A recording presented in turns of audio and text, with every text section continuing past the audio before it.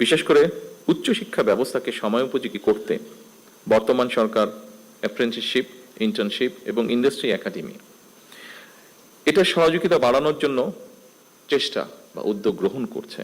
প্রাথমিকভাবে বিভাগীয় শহরগুলোতে অবস্থিত বিশ্ববিদ্যালয়ের সঙ্গে স্থানীয় শিক্ষা ও ব্যবসা প্রতিষ্ঠানের সম্পর্ক স্থাপন করার এই কার্যক্রম শুরু করার উদ্যোগ সরকার নিচ্ছে, যার ফলে আমরা মনে করি শিক্ষার্থীগণ পুঁথিগত বিদ্যা অর্জনের পাশাপাশি হাতে কলমে শিক্ষা লাভ করে শিক্ষার্থী অবস্থাতেই কর্মদক্ষতা অর্জন করতে সক্ষম হবেন।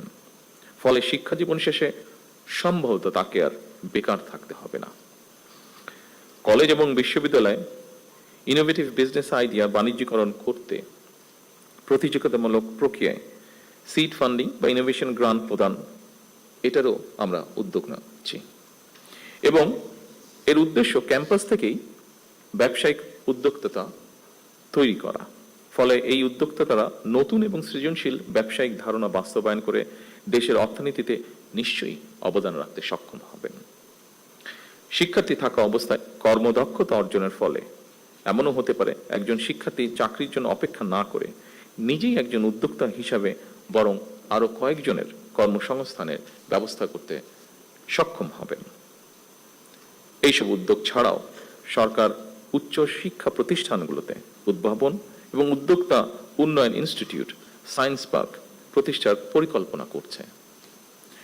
দেশি বিদেশি প্রতিষ্ঠানের সাথে অংশীদারিত্বের ভিত্তিতে বিশ্ববিদ্যালয়গুলোতে বিজ্ঞান মেলা, innovation fair, product sourcing fair সহ এ ধরনের শিক্ষা ও দক্ষতা বিষয়ক আয়োজনকে উৎসাহিত করার পরিকল্পনা আমরা নিয়েছি।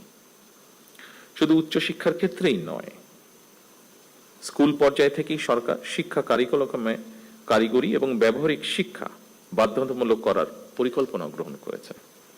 সম্মানিত সুধীমণ্ডলী, বিশ্ব এখন চতুর্থ শিল্প বিপ্লবে পা দিয়েছে।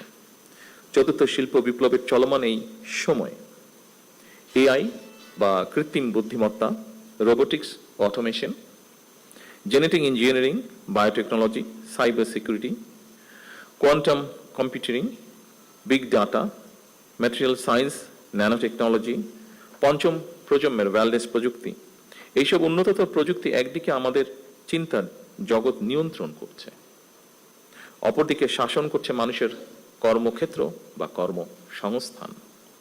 এর ফলে নিত্য নতুন প্রযুক্তির ব্যবহার একদিকে প্রথাগত চাকরির বাজারে বেকারত্ব হয়তো বাড়াচ্ছে, অন্যদিকেও আবার তৈরি করছে নিত্য নতুন ভিন্ন ধরনের কর্মসংস্থান।